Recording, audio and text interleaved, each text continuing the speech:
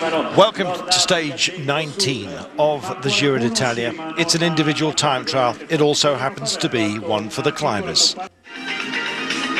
So just what are we dealing with today?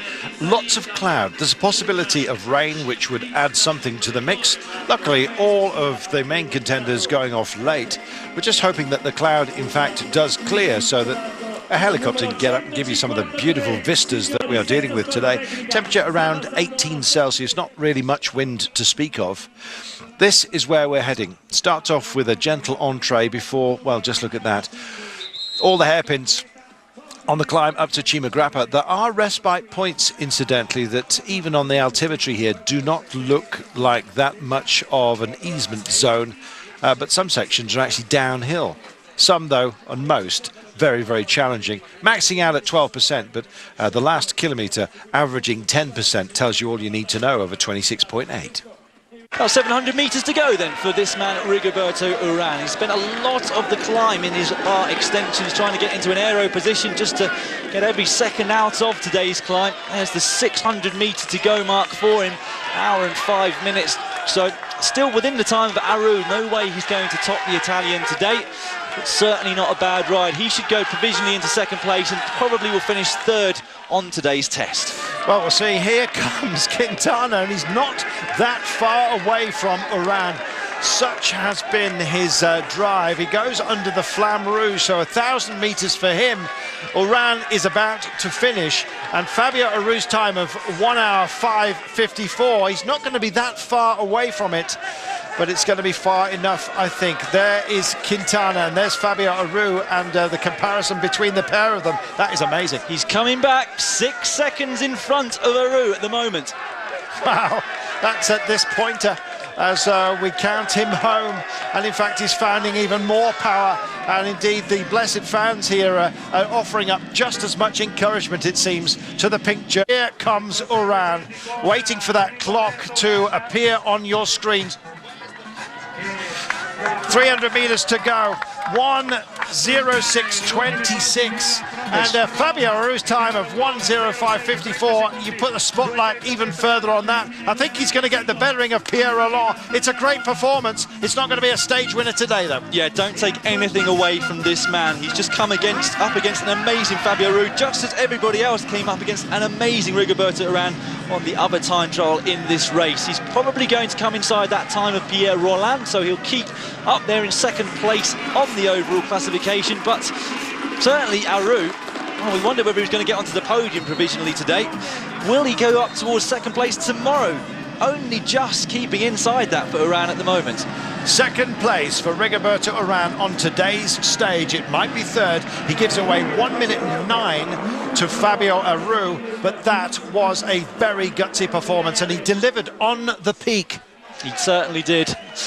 Well, let's try and get some time checks for you. 1 minute and 9 seconds, the difference between Urán and Fabio Aru. This morning, the difference between them, what was it, around about 1 minute and 38, I think. So he's come to within 30 seconds of Urán from my quick calculations, and that's going to set up some very big fights for tomorrow. I think it was 1 minute and 50, but we'll get our maths sorted out in a moment's time. Yeah, 1 minute and 50 between them at the start of the day. Nairo Quintana heads into the last couple of ramps, and there is Fabio Aru's time. Now, Quintana said he wanted a stage win. He might well get two, and it might well be on this time trial that he delivers. He's used to functioning in the mountains. He was born in the mountains. The mountains are what he loves, and you know what? The people of the mountains love him back, and you can understand why when you see a performance like this. You are looking at Nairo Quintana. He's in the pink, and it looks likely that he's going to stay that way for the remainder of this Giro d'Italia. This looks like it might even be a winning performance today as well, making a second stage win on this Giro d'Italia. It's going to be closer than you might have thought, perhaps. Fabio Aru set an amazing time. It has just been destroyed by Quintana. Oh, look at that! He takes 17 seconds out of a time that looked like it was stand almost forever. Quintana is looking like our Giro champion, ever more so on this mountain time trial.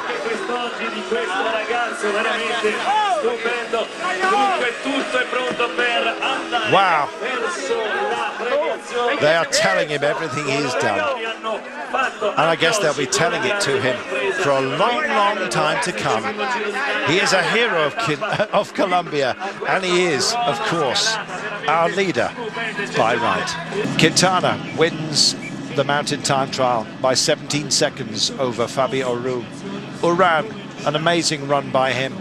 Minute 26 though, he hands further to Quintana overall. Roland fourth on the day ahead of Pozzovivo, Pelazzotti, Maika, Henao, Sebastian that is, Tim Wellens and Cataldo.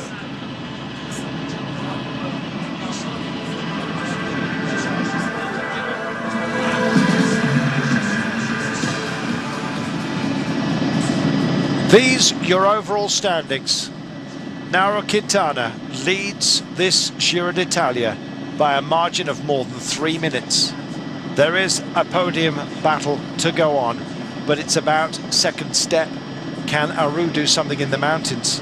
You feel Uran and the Omega Pharma Quick Step boys will be working hard to hold on to second place. It looks like we might have our final podium on your screen now. The Zoncolan will tell us tomorrow.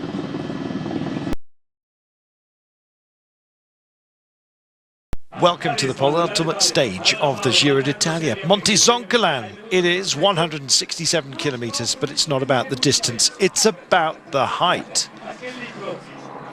The Giro feeling like it's going vertical as we head up to Zoncolan once again, and you can see from the crowds here, there are plenty that will be enlivened by the entertainment today. It is, of course, about the GC boys, and it's about last chances, I guess. Want some fun in the mountains? You've come to the right place. Cloudy, possible rain.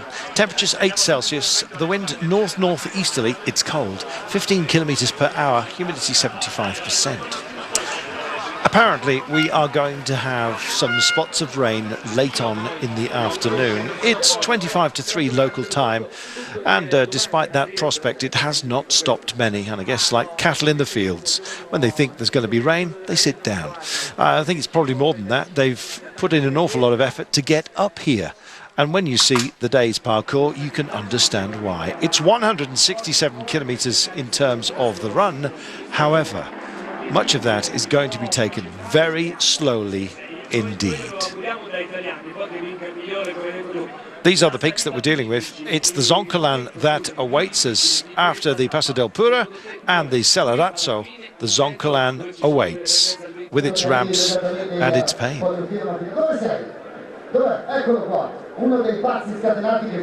Sign on in the sunshine, down in the valleys, and of course the Colombian fan club well and truly installed. All heroes at this point, with just today and of course the run into Trieste to be dealt with. Some tired legs, of course. Tired minds, not a bit of it. Everybody up for this. So Quintana just blessing himself as he got underway. Magnago it was. Slow rollout. Maybe minds further up the road than perhaps they should have been. And indeed we had a few bumps along the way, as you can see. Manuel Mori of Lampre getting into Nico Bohem. I'm not quite sure what they were avoiding, but back underway they went, and the crowd just cheering them on. Arredondo, who's taken the stage in that battle for the blue jersey. There's the red jersey of Buani, still with intermediate sprint points up for grabs, of course, and plenty, a hatful, awaiting in Trieste. So still very much being fought for, the red jersey, and Buani needs to get over the mountains. Gearing will be adjusted specifically for that, of course. Definitely not a day for the fast men, but they were quick about trying to form a breakaway. In the end, one did settle down. 19 riders, I've got to tell you, made it. And at the behest of the peloton, just a question of who was going to be in it. And I can tell you. And so there we are on the top of the Zoncolan. It's not been around that long, I've got to tell you. Only 4 times it's been contested as a grand finale, but it has provided some amazing entertainment over the years. One man who has ridden it before and indeed won, and will be doing so again, is Igor Anton.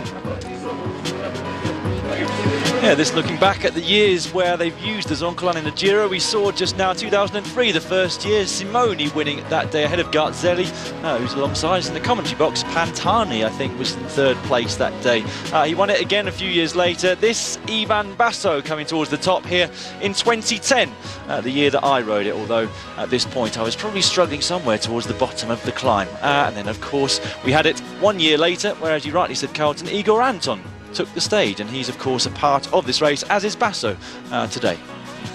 Yes, whether they'll refine the form that brought them to the top. Anton incidentally beat Contador on that day, and he is part of the Movistar team and will be helping out Quintana ably today.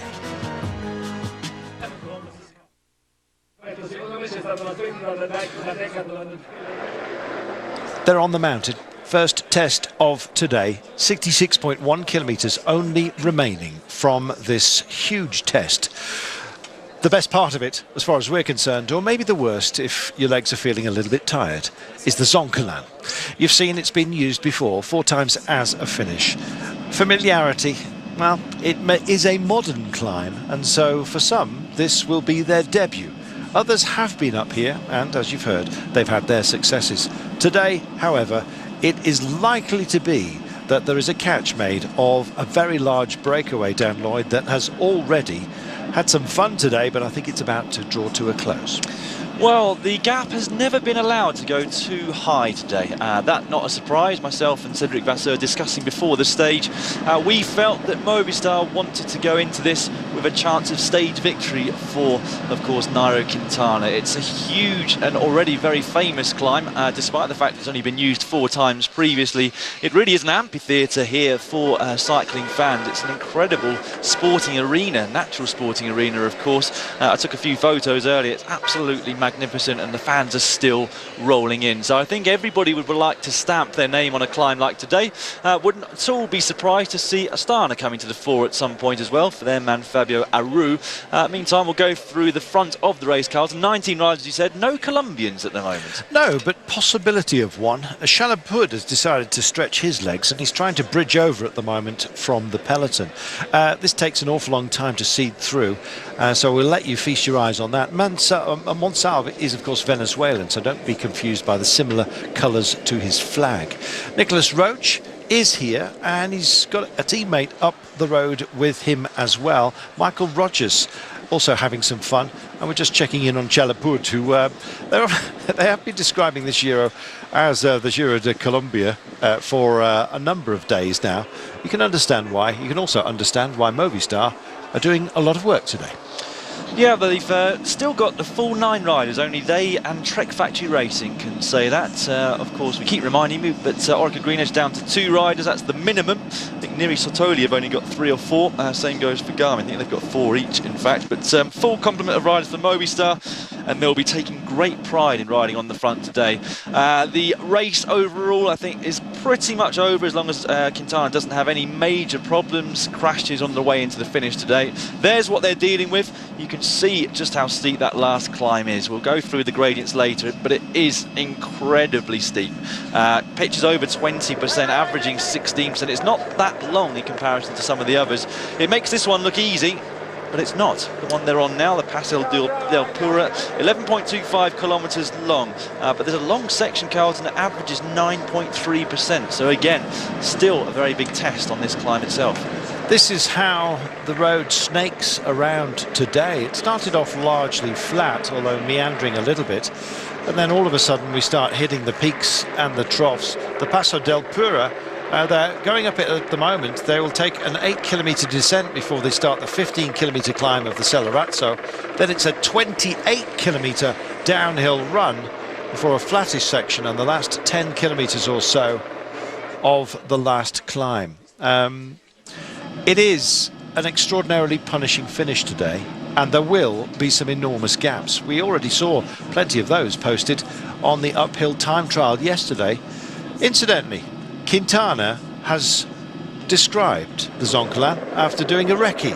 He said, "It's the hardest climb I've ever tried, and it's the stage I know I'm going to like the most." That should ring alarm bells for just about everybody.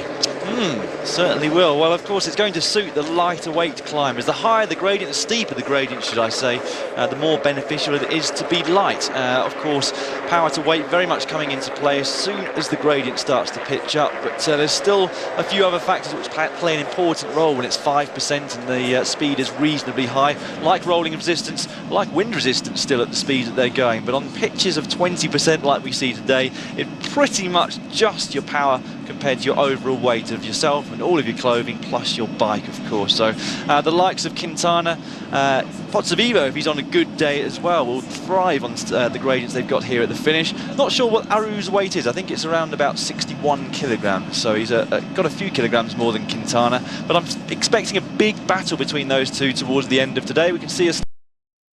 Meanwhile, this breakaway has whittled down very, very slightly. A member of the breakaway at the start was Hondo of Trek Factory Racing. I understand that he's been distanced off the back. And one other, which I shall get back to you with the name soon.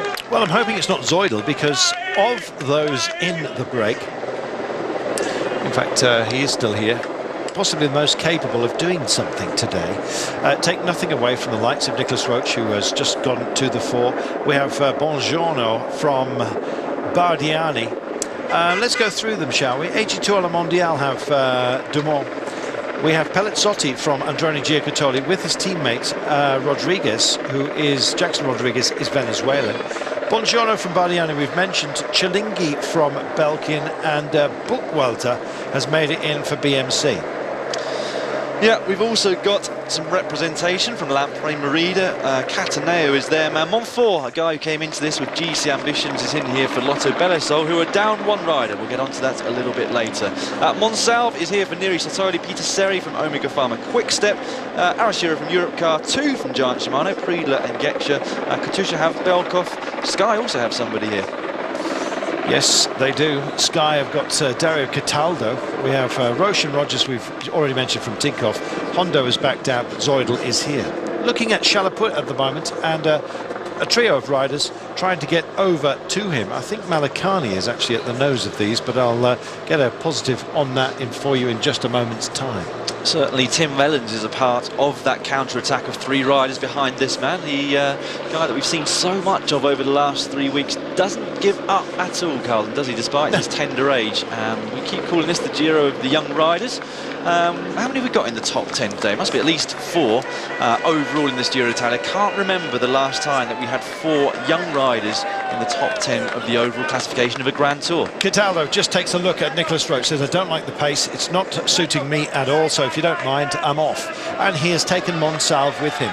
It's a question of everybody else just getting onto their coattails at the moment. This is very early days in what is going to be a 3-part drama, I think you might say, although the second act has a couple of subsections to it.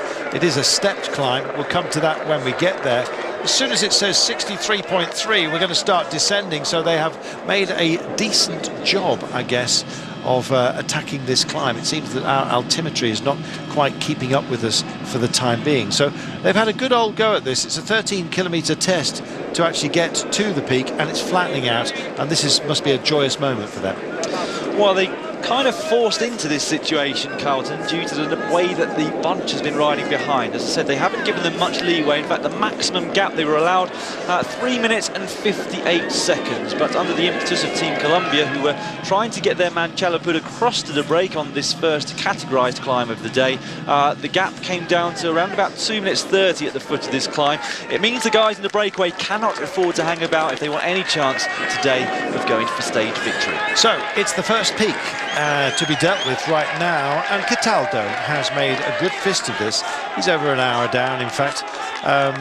The best placed of them, I think, Pelizzotti at half an hour down, 30 minutes, so that's why the break, the peloton reasonably pleased or relaxed about that. Belkov just goes through for Katusha, and you can see as well, leading them over, Brent Buchwalter comes through. So the break go through, 18 riders, Ondo having been distanced. We'll wait to see how long we wait before Chalaput makes it over, and indeed right now on your screens. One man who's a quick man who goes very well in the climbs, at least early on, is Sonny Colbrelli. I'm wondering, just trying to get an idea on him from from Bardiani. Certainly they are represented here. I'm almost certain that's Malakani on the chase, along with Wellens. 62.5 kilometres remaining. That's for those who are already on the descent. It's a short one, Dan, of only 8 kilometres for those in the break. Looks like the breakaway. Then there's the chasers, and the pink jersey on the back of Quintana stops the clock at 3 minutes and 35 indeed. So just over 3.5 minutes is the deficit at the moment. You can make up that kilometres covered on the climb of the Zoncolan, so they won't be that bothered. Cataldo, Monsalve and Belkov confirmed as taking a particular climb. 32 points on offer over the top of that Category 1. There's a Category 2 to come, courtesy of some steps along the way. And after this descent, to stay safe, at least it is dry. Yeah, it's technical, this descent. I think it's the one that I did in the stage of the Giro in 2010, but I might be wrong on that. Minimal, all I can remember were ridiculous. Lots of riders will be changing their gears for today's stage, which makes a bit of a difference because it means that you can have a much larger spread of gears from the hardest to the easiest on the rear cassette or rear cogs consecutive gears, so it doesn't mean that it means that you don't have to change cadence massively between one gear and the next. We heard from SRAM mechanics that 11 to 32 would be used by some riders. Certain guys will be using a compact chain set today. Some, depending on the manufacturer, if it allows it, will have a 34 inner chainring and a 52 tooth outer, so they've still got the big gears as well. So it's one of the few climbs in cycling, I'd say, along with perhaps the Mortirolo, which was used in the Giro last year, well, 2 years ago should I say, before the Stelvio, and also the Angliru in Spain. These are all the fearsome climbs with the huge gradients, and talking about gears, what a clatter that was for Arashiro. Not a happy switch, but there he goes. He goes dancing upon the pedals once again, reignites the afterburners on the descent here and goes for it yet again. It's been good to see Arashiro. He's been very, very lively. In fact, he's also been slightly lumpy, I'm afraid, after taking a couple of tumbles, but just about everybody has had their experience of coming off the bike, it seems, within this Giro, which has been how can we say, characterised by inclement weather right from the very start and right the way through its run through Italy. Yeah, held off yesterday just. There were a few spits of rain as Nairo Quintana went down the start ramp, but it held off for everybody despite the clouds. Certainly didn't hold off later as we were driving home, Carls, and we went through probably, I think, at least the biggest storm I've ever seen. Not sure if your much greater years on Earth. Oh, I've been in tropical storms, mate, actually trying to fly through them. But yes, it was a bit of a disco fest as far as the sky was concerned yesterday. You're looking at the Lake of Maina.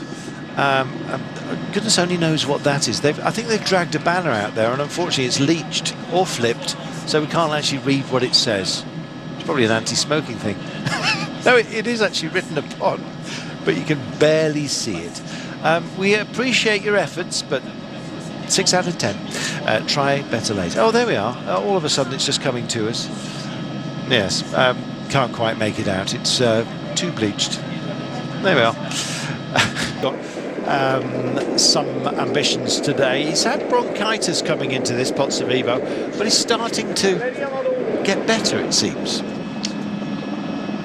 Well, if he's going to do anything, of course, Carlton, he has to do it today. Tomorrow in Trieste, we're going to have somewhat of a parade to start with before a big bunch sprint. We understand it's going to be raining, which would be very, very unfortunate for the race and the riders, but I guess started they meant to go on in Belfast all that time ago. It feels like longer than 3 weeks, I have to say. I hope it stays dry for them tomorrow. I hope it stays dry today. Apparently last time they brought the race up here in 2011. I understand that after Anton crossed the line, there was a huge storm and they had to stop the chairlift, and so the crowd were kind of stuck up here unless they'd ridden their bikes. Yes, stopping the chairlift because of the risk of lightning strike, and there was plenty of that about yesterday. First time for a long time I've seen blanket lightning or sheet lightning, where it's actually within the cloud and you just see an extension of light show out there. Go Aru. There's plenty of that going on yesterday. I think some of the fans got a little bit over enthusiastic. Aru did won the hearts of the Italian public, and they've got great belief now in the 21-year-old. He's gunning for second place today, and it is podium places that are still up for grabs, even if Quintana looks reasonably assured in the pink jersey. Yeah, and you have to say Uran and Aru, given their recent form, look also reasonably assured of remaining on the podium. Perhaps they'll swap places if Aru's on a particularly good day or Uran is on a bad day. Roland, well, he's at 5.26 to Quintana, 3.48 is Aru's deficit to the Colombian, so quite a big gap between those two, a minute and a half. Hard to see Aru or even Uran losing that amount of time, even to a very informed Pierre Roland. Pozzovivo even further back, 6 minutes and 16 seconds, so Uran has a 3 minute and 9 second advantage over Pozzovivo going into today's stage.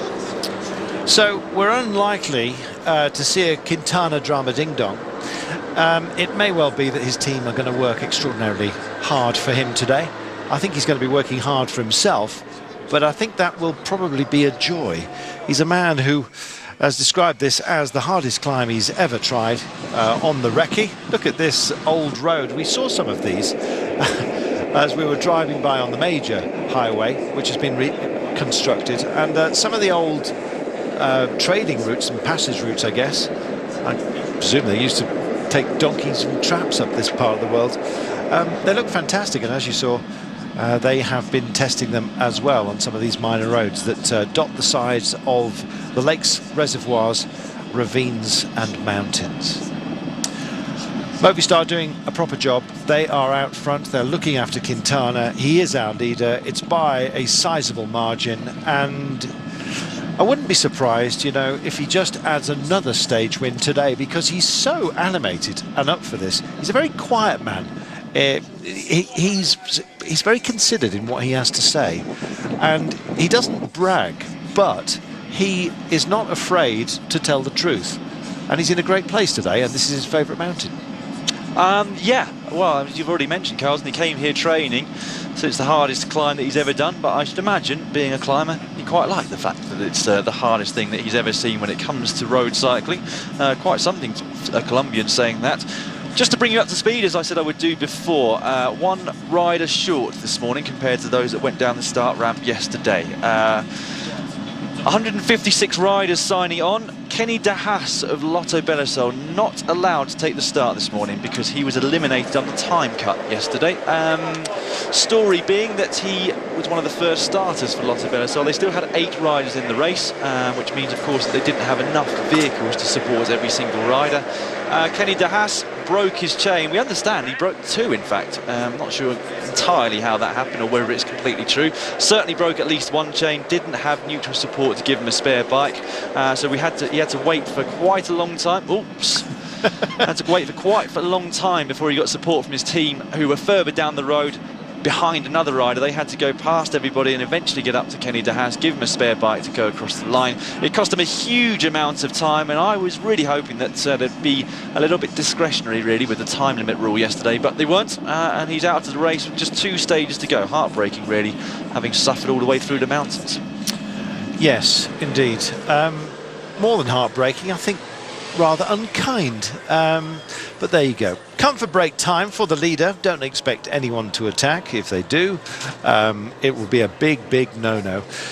So yes, I imagine our cameras will just allow them to take their comfort break while they begin the next climb. We're heading up the Ratso.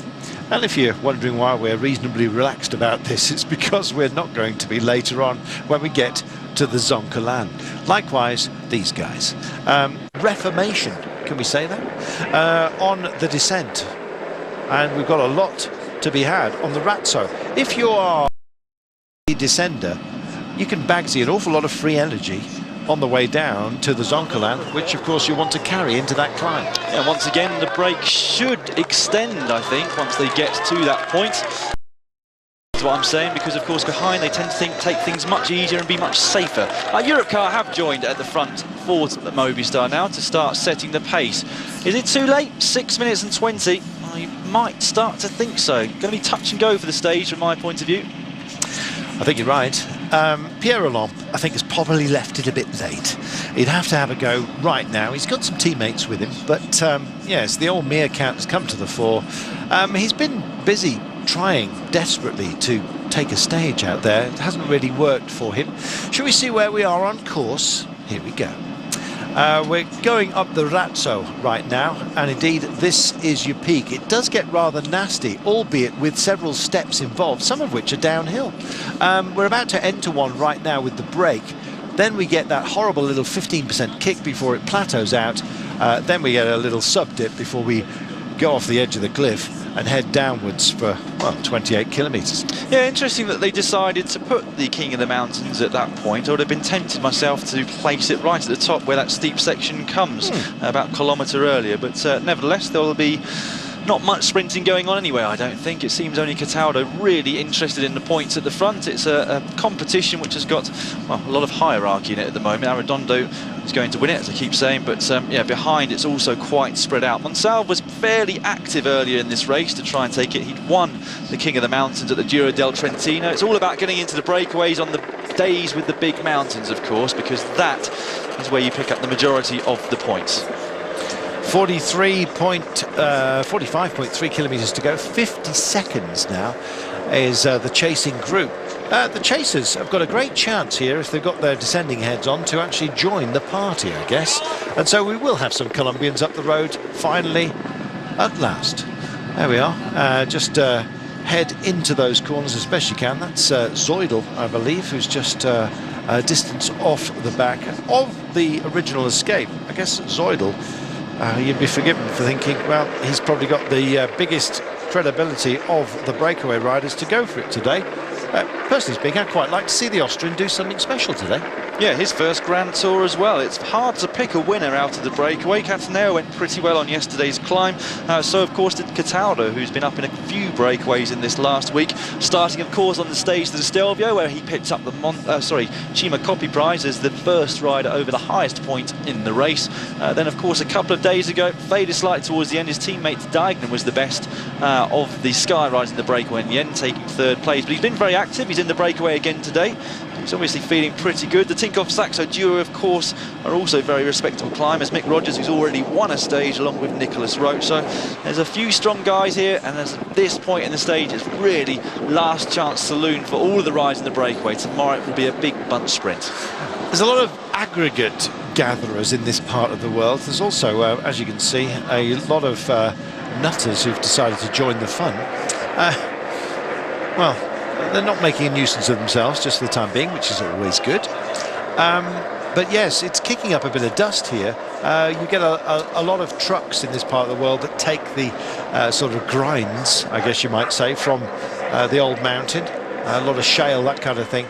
And as a result, unfortunately, it does produce a bit of dust, and it looks like a barbecue's gone wrong terribly from behind, and those are the gentlemen responsible, clearly. They've got their own bike club, and they've even made their own T-shirts. Good on them. Every single one of them seems to be bearded as well for some strange reason, but there you go, it is the fashion, clearly. 44.2 kilometres to go, and it looks like we've already got some riders being found out. These are, of course, the three riders who've been in pursuit of the breakaway since we came on air. They weren't sort of part of the original group of 19. They went from the bunch when they were 2 minutes and 30 in arrears, and have been trying to make their way across. Excruciatingly Bizzardini there from Bardiani. He's just getting dropped from Wellens and Chalapud there, who should just about make it across that 35-second gap as we press this next mountain. Terrific day. Any chance of Iran having a go today, says Colin Morrissey, or has he resigned himself to second place? I tell you, he has to watch himself, because Aru is on his case, and if Aru attacks, their current form climbing-wise, it might well be that Aru manages to get runner-up spot today. I think there's certainly going to be some activity from Aru, and it will come late. Yeah, well, he's going to be very, very happy, of course, to be on the podium tomorrow, whatever, and it doesn't look likely that he's going to lose third spot, so maybe that will make him aggressive. Iran will be marking him very, very closely, of course, but it's the kind of climb where there's so little benefit from being on somebody's wheel that if it should be much easier than on a steady 8-9% gradient to get rid of your adversary. So if Aru's going like he was yesterday and on the other climbs over the course of the last week or so, then he should be able to distance Uran. Whether or not he'll be able to take back the time that he needs is another matter. Just to remind you, 41 seconds is the gap between them on the GC. Nice to see a little bit of wet chalk being used, a la the old bistros, telling you what the special is of the day.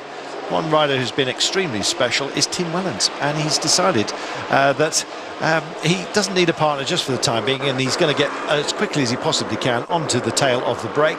And well done to him for getting up there again. Very well done. In fact, he's the first rider who makes it across Chalapud, the Colombian there, struggling just slightly more. You can see Nicholas Roach just going back to the yellow car of Tinkoff Saxo there to discuss a couple of things. And as he looks round, he'll see Chalapud just coming up to join them. But still going to be a break of a similar number of riders, because I think we have lost Hondo. Chilingi, of course, we saw before. Arashiro has left this breakaway as well. And Kemenea couldn't make it up from Europe car, which is why they are now on the front. There we are. Two's got the energy left after 3 weeks of racing, after 157 kilometres in the legs today. I think it's going to favour some of the riders who didn't go flat out yesterday. Priedler, the Austrian, goes straight to the front. Two Austrians in this breakaway, Carlton. The champion as well, Zoil from Trek Factory Racing. And after the brilliant job done by Simon Yekscher, the German, Priedler decides to take it up right from the very bottom. Gradients here, Carlton, only just under 10%. The hardest very much still to come. Oh yes, they will be almost static. Not ecstatic, you understand. They will be when they've finished it. Here's Movistar, and Fabio Aru's boys are on the right-hand side of your screen, so left-hand side of the road. 8 minutes, near enough, and probably will be at that marker by the time that they start the climb, and that's a long way. They've still got to go before they're on the proper test. Meanwhile, our breakaway are on the opening introduction to our climb. And as you can see, it's a sort of thing that they feel, well, you know what, this isn't so bad. Wake up time. And Nicholas Roach, with his familiar rolling shoulder style, there he is, almost dead centre of your screen at the moment. Just bedding in behind and taking a little bit of easement from those who are taking the wind at the moment. Not much of it around today, as you can see from the top of the trees. What breeze there is mainly bowling across the top of the mountain, and in fact it's going right at my trouser leg at the moment because I'm sitting in a draft. That's what you get for wearing flares. Hey, you know, we've got Dire Straits coming on. That'll be still to come. Oh, Didi the Devil has had both knees replaced, and he's doing a good job of getting them in action. Good on him. Nice to see. He's not been well, and we're glad to see him back in action. Good fella. A lot of you have been asking after him. He's not sponsored these days, so he manages to get on a screen more regularly.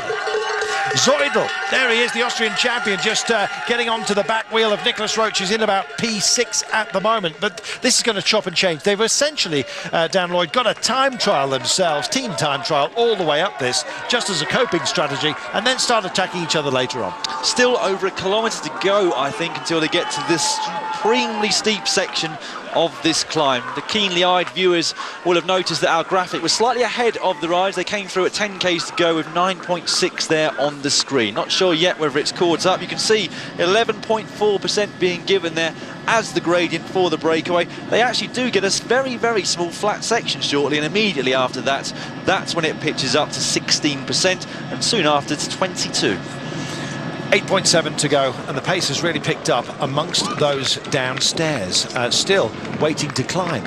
Omega Pharma Quickstep also, as you can see, working for Iran and basically hoping to neutralise any challenge coming from Astana in their pale blue for Aru.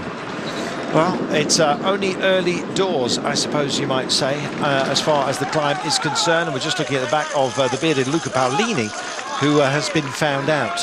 Likewise, it seems, on the climb here, Cataneo is suffering, even on the early tests. And if he's suffering here, then I suspect he might be one of those from the break who is going to be caught by a very suddenly active GC group. Yeah, we've got Chilengi, Kemenea and Hondo only just hovering in front of the main group. Tim Bellens, the Lotto Bersa rides straight to the front of the group on the climb, setting tempo. Is he working for Montfort? Is he feeling good himself? Of course, he made a big effort to get across to the breakaway in the first place on the first category climb, jumping across to Chalapud and only getting up onto the next climb to that group. Zardini, that's a surprise, already off the back. Yeah, they're thinning out good and proper, and it's because of the pace that's being imposed up front. Lotto Belisol are the ones that are having their fun with us right now. And indeed, they're just pushing into this climb. Tim Wellens has been brilliant for them, you know.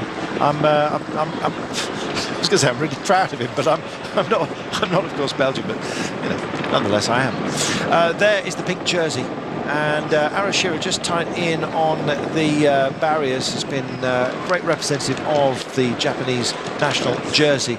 And look at this, just peeking over the gang. Was that a message? Yeah, can't quite pick it up, but there you go. Maybe try pointing it the other way. I think it was supposed to be at the motorcycle that had gone by and the camera was pointing at her, but yes, message not delivered, I think you might say. Looking at the Maglia Rosa group, still looks very, very testy in terms of the pace they're carrying into this. In fact, they've narrowed the gap, 7.5 minutes now. The sign says Monty's on Calan, and it strikes fear into most mere mortals. These guys are about to just enjoy a little bit of respite before it gets serious. Little being the operative word there. Very, very small flat section here, and very, very soon they'll go straight up. I hope we get to show you the gradients as soon as they hit that point. They'll be there any second now. Meanwhile, the fight to get into position at the foot here from what is quite a big group now has begun. Hondo there from Trek Factory Racing being dropped back into the group, along with Kemener from Europe Car. Yeah, he was set up as a satellite for Pierre Roland as part of this grouping, but they're just not letting anyone have any leeway here. And it's a proper sprint to get onto the turn and just be in a safe place. Yeah, the riders doing their utmost to get their leaders into position. Movistar, of course, doing the best of all. They've got Quintana up there in second place now.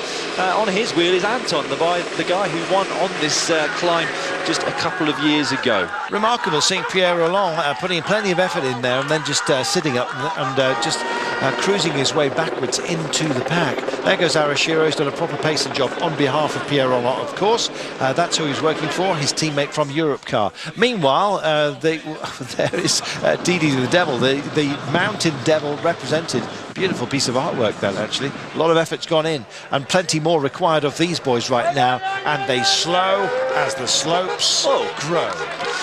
Oh, there's a big gap appeared between these two Movistar riders and the rest of the field. Check this out. This is the call has gone out from Quintana. Let's do this. Well, I said he might want to put some space between himself and the other GC rivals. He's taking up to 4 minutes. He's saying slow down. He's on the radio. Fast. Pack it in. You're losing me, boys. They haven't really got the message just yet. He's been distanced. Or maybe he's saying go for it. Maybe he's saying I'm going to leave you to go for it, but feel free to try and catch the breakaway. But 7 minutes up the road, you have to say it's a long shot. Here we go, they've sat up. They look at each other and say, no, it wasn't go for it, it was help. Do you mind? Where are you going? I've got the pink jersey. You're supposed to be looking after me. That's really a marker, apart from anything else.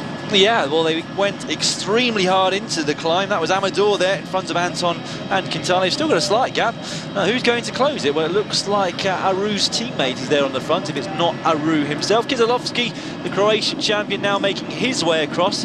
Probably a good idea, actually, to do that before they get onto the very, very steep section where the breakaway is now. I can tell you Simon Gekscher is the man on the front of the breakaway, setting the tempo for Priedler, who looks to be like their man for the stage today. I think Rabatini as well from Neris is just to the fore within that group. He's been quite busy over the last couple of days, and I wouldn't be surprised to see them. Did you hear him say go? No, did you? No. Where's he gone? Oh, there he is. Me talking their think bubbles or speech bubbles, and here comes Kizalowski, and he's brought Pierre Roland back up. Rabatini's also involved, and we look back through the pack. Aru is indeed there. 7.1 kilometres to go. That's for the breakaway group. Quintana's having a little bit of a chit chat, a pep talk to the boys. Listen to your radios, will you? I don't know whether that was a misunderstanding, but it certainly appeared that way. There is Pierre Roland, looking like the praying mantis that he likes to think of himself. And there are a lot of chit-chat as well going on further within this grouping, asking each other, I guess, how they all feel. Teammates coming together. Domenico Pozzovivo looks like he is actually on his own. No, he's not. He does indeed have a teammate, although he is doing the leading at the moment. Rigoberto Urán is also here, just on the left-hand side of your screen. You can see him unzipped and ready for action, but it is Quintana that looks in the most comfortable place at the moment. At least he's safe up towards the front. 6 minutes and 45, but only 6.9 kilometres to go. And our breakaway are now plying their trade up front, a long way ahead of these guys. Yeah, this is the back of the main peloton. Riders will be just going up here at their own pace now towards the top. There's the Devil on the right-hand side of the road again. The breakaway still pretty much together. A few people already starting to get into a bit of trouble though. Wellens has gone off the back. He must have been setting the pace today for his teammates, who is, of course, up here as well. The other Belgian rider, Montfort, French-speaking Maxime Montfort. Astana having done their job, also going off the back. And there you see the motorbikes. I'm not sure if you caught that on the top of your screen. The team cars are not allowed up this climb, as far as I know. And so the mechanics having to jump out with a couple of spare wheels and get onto the back of a motorbike, should their riders have any problems. Late on to try and shake off Uran from second place overall. I wouldn't be at all surprised to see yet another attack from Maru on this final climb up towards the finish. Here's what's left of our breakaway. Simon Yeksha leading his teammate Griedler there. Behind him it's Buongiorno from Bardiani. Both the Tinkoff Saxo boys still here, so those of you who wanted Nicholas Roach to win, I have to reiterate, I'd love to see Nicholas Roach win. I was just looking at the way he was riding and thinking that he must have been working for Mick Rogers on the day. Pellizotti kind of in a fairly big gear there compared to the others. They will all have special gears ready to come up these steep gradients on this climb. So don't be fooled by the cadence. This really is quite slow by professional standards here today. Mick Rogers there, of course, Chalapud towards the back. And, well, we're down to, what, 7 riders now. More and more riders getting distance from this breakaway. When Dan Lloyd talks about special gear, he's not talking about the interesting outfits that are being displayed on the screen at the moment. And nice that the chap in the with the Belgian tricolour on his shoulders just manages to pull one of those drag runners to the other side of the road. 6.4 kilometres to go, 6 minutes and 50, and these guys need to put on less of a performance and just start appreciating what's being displayed to them by the athletes, I'm afraid. 6.4 kilometres to go, and yes, there's going to be some sights today. The best of them will, of course, be the riders. 22% is what they're on right now, and unfortunately there's no escape from this. Looks painful, doesn't it? It does. It's 22%. There is Movistar. And there, of course, is Quintana. Right next to him is Pierre Rolland. No distractions from these boys from the task at hand. And Kizolowski also in the mix with Uran absolutely there, and so is Aru. As for these guys, they have got 6 minutes and 53 in hand still, with just over 6 kilometres to go. Is it enough? I think it is. I mean, it's a very, very slow climb with these gradients, but still, that's a big old gap that they've got still, and I don't see them. Oh, Aru, is he Aru in trouble? Look, Carlton, he's drifting back through the peloton there. Gosh. He doesn't look to me like he's on a good day. So it might be time to remind ourselves that what his gap is to the next guy, Pierre Rolland, in general classification. 1 minute and 38. Hard to see him losing that amount, but certainly doesn't seem to be on the form that we've seen him over the last number of days. That's a danger. Pierre Rolland from Europcar could well move onto a podium place. I've seen Amador as well. He has been dispatched by Quintana, having done a lot of the pushing on this climb to make sure that he stays in a safe place. So yeah, the camera at the moment just trying to gauge how Aru is feeling. Meanwhile, up front, Pellizotti from Androni Giocattoli haven't had a stage win so far. Pellizotti would love to bring some cheer to Gianni Savio, the director sportif.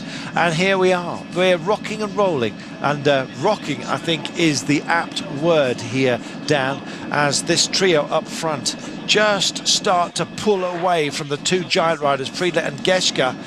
We're on this 22% ramp right now, and it hurts. Yeah, well, Pellizotti setting his own, fading almost immediately by the looks of things. Rogers still here. Don't forget, Michael Rogers already has a... And is he capable of taking another one? Well, he's in the best place to reach out and grab it. Kizolowski also just injects a little bit more pace, and Movistar try and pick it up and go with him. Quintana, I think today, is just managing his own run to the title, and I don't think it's going to be a stage victory for him. Kizolowski 10th in the standings, and he's got places to absorb and move up. The gaps, well, they are reasonably significant from P10 downwards, but nonetheless, he's churning it and showing what he can do on a very punishing climb. It is the Zoncolan if you're only just joining us. Where have you been? These guys, where will they end? Well, this is the back part of what's left of the main group. There is Ryder Hejjedal. He was in trouble on the last climb of the day and looks to be on trouble again on this climb up the Zoncolan. He's got Cardoso there, his teammate, who tried to pace him up, but if there was ever a climb where pacing didn't make much difference, it's this one, Carlton. Igor Anton deciding to just sit up and wait for this group. Kieselowski might well have got word from his team car that Hejjedal was in trouble. Still seems a long shot for Kieselowski to make any headway in the GC. He's 10th overall, almost 14 minutes down on GC. He'd have to make up close to 4 minutes on Hejjedal if he wanted to even move up one place. There, though, is Quintana, who sits in P1 at the moment. Meanwhile, Mick Rogers is doing a fantastic job on course right now. Buongiorno of Bardiani, surely not another stage win heading the way of the men in the lime green. They already won stages 13, 14 and 17, so they've been very busy late on in this Giro d'Italia, and they're here again. Yeah, they still stand a very good chance of doing something here. The two giant Shimano's, excruciatingly for them, just there in the background, and maybe they can try to work with each other, try to encourage each other, but I think we've started to find our three strongest riders here, Carlton. Yes, I think you're absolutely right, certainly within the break. And indeed, Pelizzotti just pulls to one side, trying to find a little bit of respite within the climb itself. So zigzagging, you might see a bit more of that later on. But Buongiorno of Bardiani, surely not 4 stage wins for them. That would be a phenomenal run of success for the Italian team that are here by invitation, don't forget. And some other teams, especially like Androni Giocattoli and Neri Sartoli, looking very jealously as co-invitees on this. 5.5 kilometres only, and that's still well over 20 minutes, or well, approaching 20 minutes to go for those in the break, and the speed's really just stalling now on this horrible test. There's the fans spurred on, but also just starting to annoy some of the guys out there. Setting a rhythm is vital, Dan. You have one pace, we've said it many times on these kind of inclines. It's your coping pace, and if anyone just diverts your attention from the task at hand, it's not a help. Well, can Mick Rogers take a second stage win? He's certainly looking pretty comfy there at the moment, Carlton. He's distanced Pelizzotti, and he's just left with Buongiorno now. You know, cycling allows fans to get very close to their heroes. It's possibly the sport where you can actually reach out and touch. It is not something that anybody wants to encourage. And indeed, if you want that privilege to stay in place, then please respect the athletes. 5.3 kilometres, 6 minutes and 46 now between Quintana, our man waiting to be crowned, and indeed those in the breakaway. And it's going to be surely a breakaway win unless they completely stall on this horrible mountain in terms of effort that you're going to have to put into it. An absolutely enthralling one as far as we're concerned, the Zoncolan.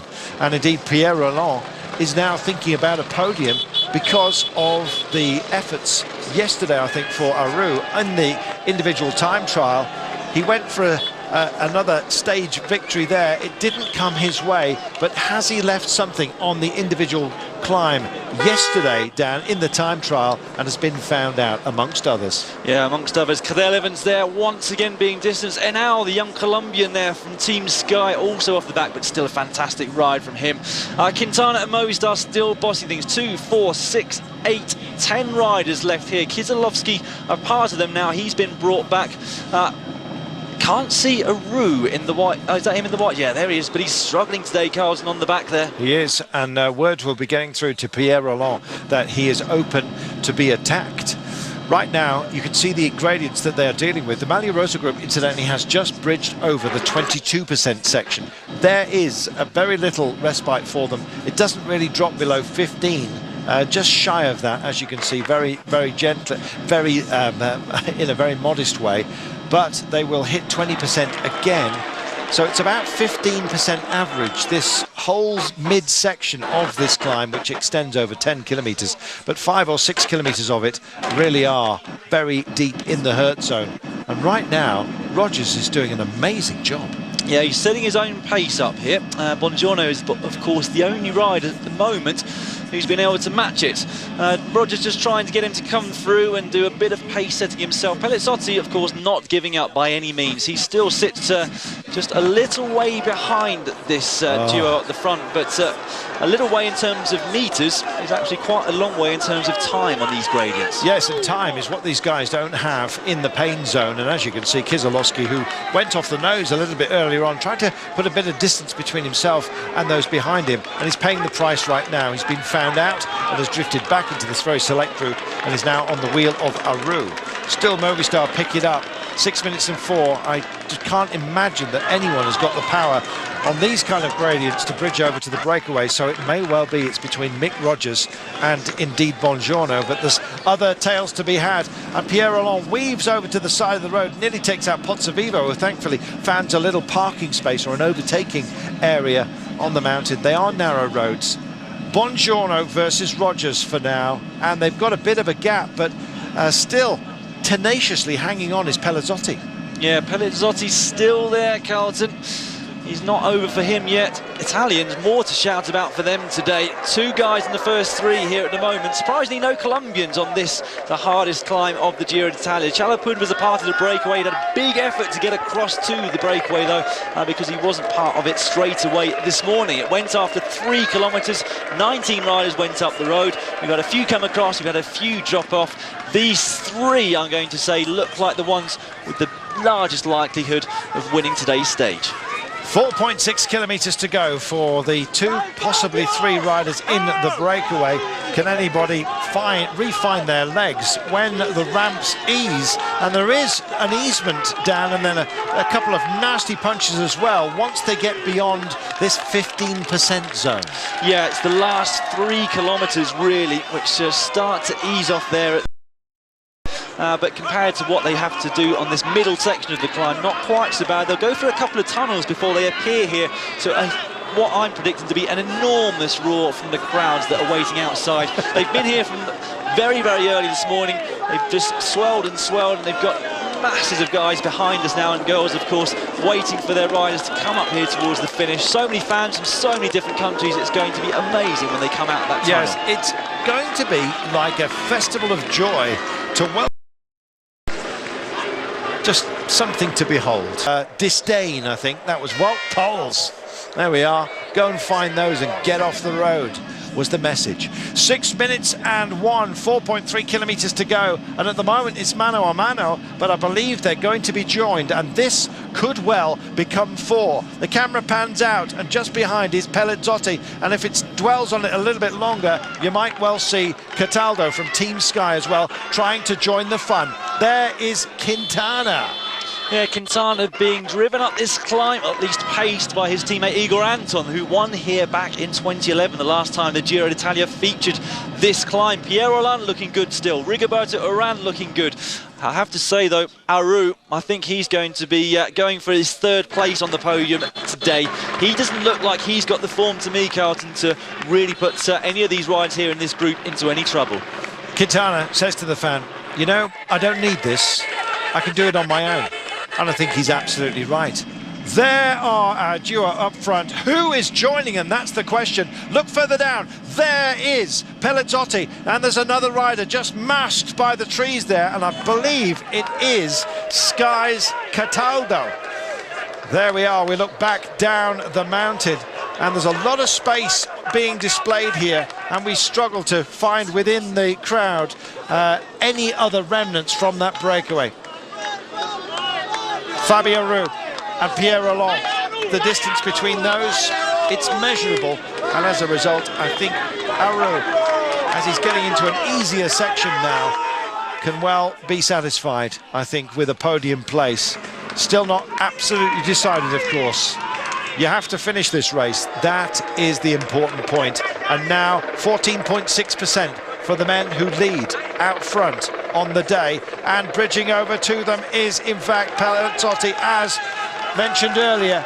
and as these ramps just ease a little bit, he's going to have his chance. Well, Oran has told about how Pauls there, who took the sunglasses off one of the spectators a few moments ago, to get to the front. In fact, you can see the effect that that's had on those behind. Obviously realising that a few of the guys here were in trouble, Oran has decided to make headway at the front with his teammates and put these other guys into trouble. Rafa Majka is also there, as you can see, former leader of the young riders, well, I should say nursing that jersey on behalf of Quintana after his amazing performance here, of course off the Stelvio, and then with his couple of victories along the way. Whatever your thoughts on that, he has won 2 stage victories. Modest controversy put to one side purely because of his dominant performance on the climbs, and he's showing it again now, Quintana, as they go into a shadowed section. There is Aru. He's keeping eyes on Roland.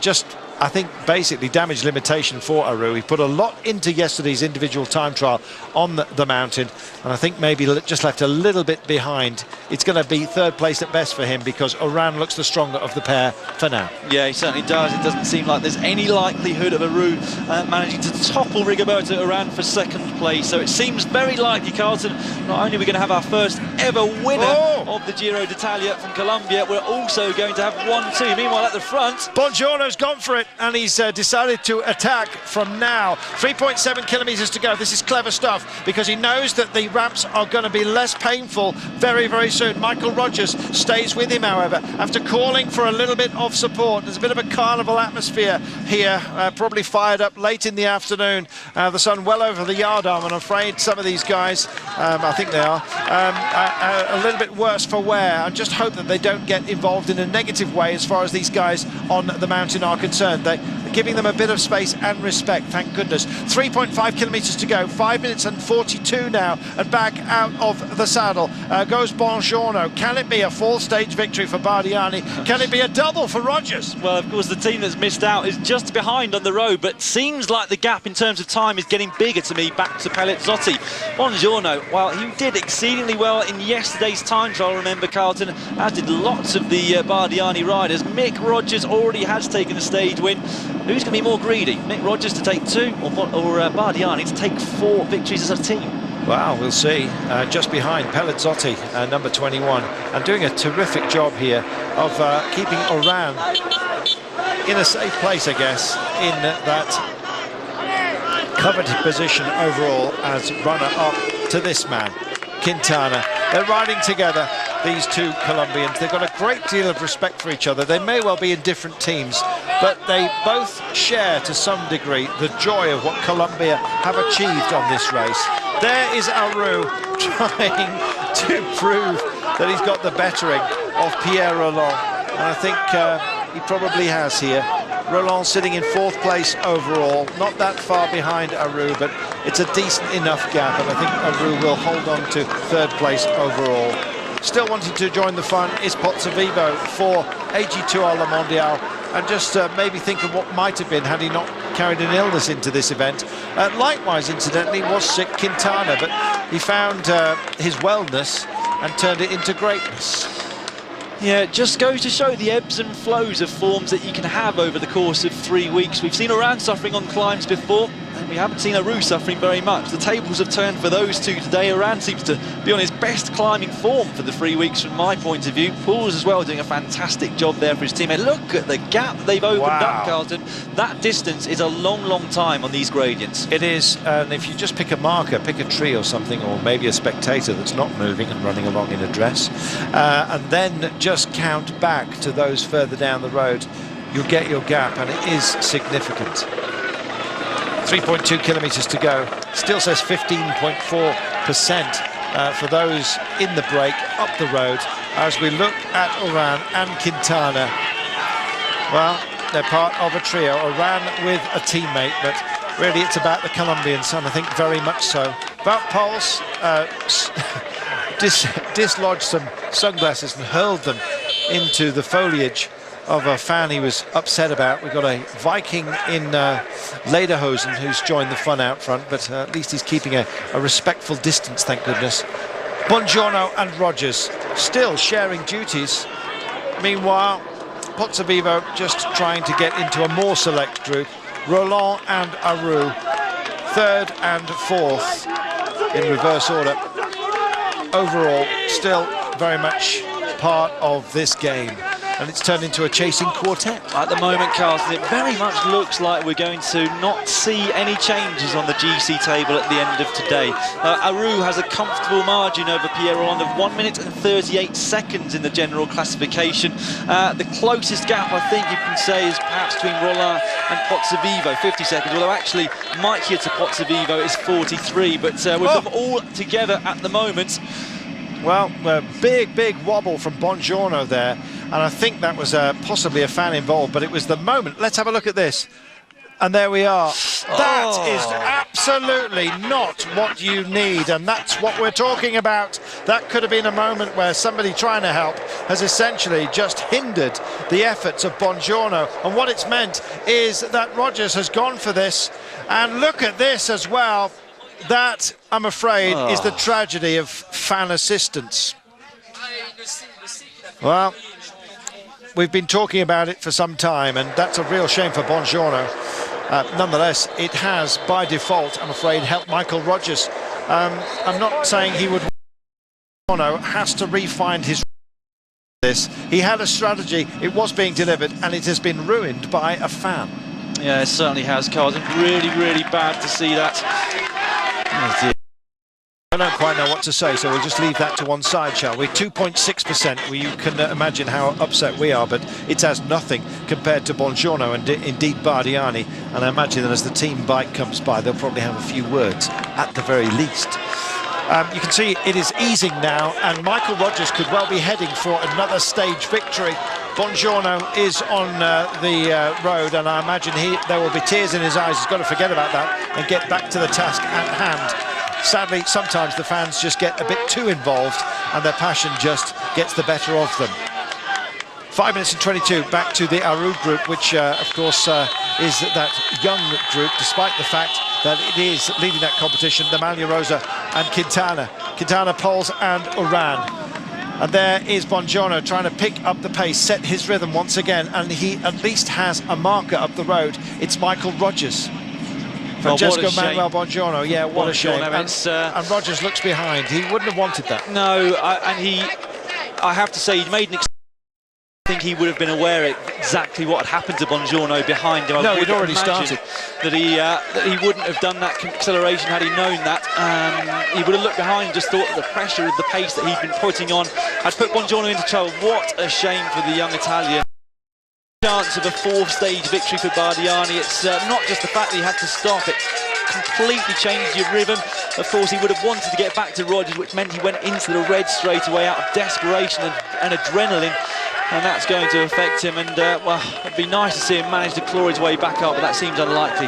It does. 2.3 kilometres to go, and Michael Rogers, take nothing away from Michael Rogers. He started his attack before that fan got involved, and Michael Rogers is up the road. The Australian is heading for what looks like to be a second stage win. There he is. There's Bongiorno. Oh, and Bongiorno's lost heart here. He's out of the saddle. He's really struggling, I'm afraid, and the ramp does not suggest that it does not warrant that kind of pace, and his head has dropped and his shoulders have gone, and it is Michael Rogers who's picked this up. I'm willing almost Bongiorno to pick this back up and try and forget about it, but with 2.2 to go, you can see 13.6%, and he's going to reach a step in a moment which will offer him some respite, Michael Rogers. Yeah, and you have to say that of the two, Rogers is the one that's going to take the most advantage of that very slight respite as they come through the tunnels. He's a very good time trialist. We saw the way that he attacked Carlton through the descent to the stage win that he took. He's very fast, and he's very experienced, and he's got a hell of a lot of endurance. Hard to see anybody taking away the second stage victory for Mick Rogers now. Meanwhile, behind Quintana, with these two riders from Omega Pharma, Quick Step, really showing his dominance in this race. Look, he's calm enough to take a bottle from his bike and take a drink, and as any of you that know and have ridden bikes on climbs like this, you'll know that you can be just out of breath just to get up them, and I think if he wanted to go on the attack, he very much could from that picture. Well, this is the Pozzovivo group. This, of course, is the Manuel Rosagrup, 5 minutes and 11 down with 2 kilometres to go. There is Quintana. Let's just hope that the fans certainly don't disturb these boys. And even more assistance here for Iran. It's not going to be about changing the pace overall at all. And indeed the time gaps. This is Michael Rogers, mouth agape. Get out of my way, he says. For goodness sake, leave me alone. And they should do as well. They could have a hugely negative impact on this. Michael Rogers is not in a happy place. Go away, he says, in more colourful terms than I am using. And I'd like to issue the same oath myself, quite frankly. 1.9 kilometres to go. He needs some help here. And where is security, for goodness sake? Well, as this camera bike is probably doing most of the marshalling, but they're running on and they're running into trouble and upsetting the tempo and indeed the demeanour and the focus of these guys. They have to be allowed to cycle. That's what they're paid to do. That's what we want to see. Here is Bongiorno, who's already been hampered. Rogers is heading into a little bit of a ramp at the moment with 1.8 to go. Talk us in, Dan. Yeah, well, it just steadies off Carlton at that point, and he'll be very appreciative of the respite. He'll also be very appreciative to Carlton that he's got into the barriered section so that the crowd can't annoy him anymore like they did a few moments ago. There's a few people that have been up here perhaps drinking a little bit too much, but Rogers still looking good for a second stage victory here. Bongiorno hasn't given up. What a shame for him, though. Meanwhile, these guys haven't given up either. Pozzovigo still stuck and glued to his wheel is Rafael Maickia. Aru here as well, but up front, well, this is Seri just dropping back to do a job for Pouls, who's been doing a fantastic job for Iran all the way up. Yes, he is. Quintana staying there with him, however. The fan in the striped world champion's mimic, I won't tell you what he's the world champion of, probably gets sacked. But 1,500 metres to go, he's still getting involved. I'm surprised he hasn't been arrested. 10% is where Michael Rogers is experiencing at the moment, and he will have a much flatter section. The Manuel Rosagrup being displayed to you there. There is still Bongiorno on course, who could, I believe, have taken a stage victory, but he's too far behind Michael Rogers. But he's picking up pace right now and has some belief. I imagine his team have been involved here on the radio, offering up some calming sense, basically, something that the fans sadly. We're seeing the gap between him and Michael Rogers, and it looks emphatic. Yeah, it looks huge, Carlton, unfortunately for him.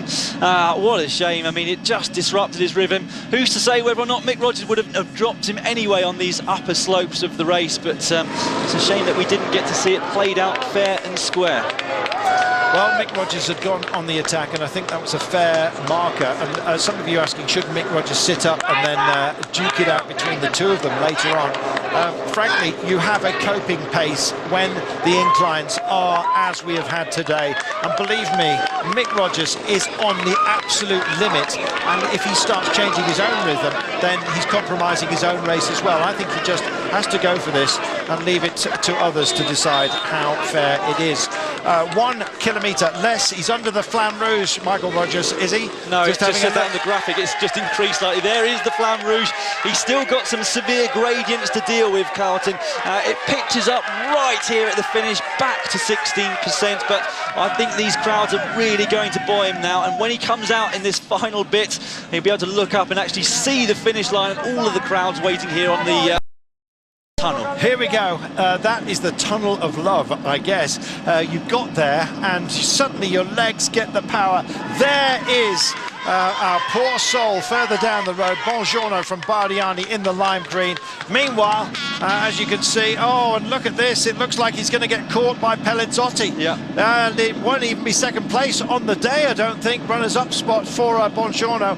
Pelizzotti just bridging over to him. I think Pelizzotti might even kindly offer a little bit of assistance to Bongiorno, who I believe will be in floods of tears at the end of the day. Tears of sorrow and indeed of anger, and I can understand that entirely. Meanwhile, we have Michael Rogers, who is going for his second stage win on this Giro d'Italia, and he will merit that. He has been strong, he has been purposeful, and indeed he's offered up his own ideas of what the crowd can do basically, in terms of giving some space, and that's what we're asking for from these guys as well. You don't want a flag suddenly to get caught in a mech and get involved where it should not be. Down the road, there is Pozzovivo, also driving a hole in the crowd right now, and Aru is tagged onto this trio. Aru determined to stay with them. He's not been on the best day today, Aru. This man certainly has. He's lost a lot of time to the GC guys on this final climb, of course, but he will not care about that because of the breakaway. He has been the fastest, 450 metres to go, a couple more switchbacks, a little bit more 16% gradient in the last few hundred metres towards the line, and then he'll be here, and I'll be down there to greet him, Carlton. You will. Daniel Lloyd heads off to welcome our winner, and it's going to be Australia's Michael Rogers. If you've forgotten about Australia and their early dominance of the Giro, you're about to be reminded of it right now. He comes through a little bit of meltwater, past the crowds, thankfully well marshalled at the very end. He takes the last couple of switchbacks. This is going to be an amazing victory for Michael Rogers. And just look at the crowd here on the Zoncolan. It is absolutely unbelievable. You will never have seen an amphitheatre such as this gracing any sporting event, I guess. Certainly at this altitude, that's for sure. And sailing by goes Pozzovivo, just getting the better at the moment of poor old Bongiorno, whose rhythm was completely disrupted by a wayward fan down the mountain. I imagine the search will be on for that man at the end of today. Let's just hope for his sake that people don't manage to catch him. Up front, there's going to be no catching of Michael Rogers as Pelazzotti sticks it to Bardiani. Androni Giocattoli want a runners-up at least on one stage, but it's going to be an Australian, a tall one, and he doesn't get much taller than this. He'll possibly be the tallest thing on this mountain by the time he finishes his job today. That's Rafa Majka. Still an interest, of course, in the Young Riders competition, but just tracing Fabi Aru right now. And Michael Rogers now has the belief. He's not only got the belief, he's got the legs. 100 metres only of the mighty Zoncolan, and the mighty Michael has done it. Oh my goodness, he's going to sail home, and the crowd are welcoming him. They're all on their feet, so are most of us as well. What an effort that was, and what delivery from the Australian. He suddenly appreciates what he has achieved. 2 stage wins on this Giro d'Italia, and it couldn't happen to a nicer guy.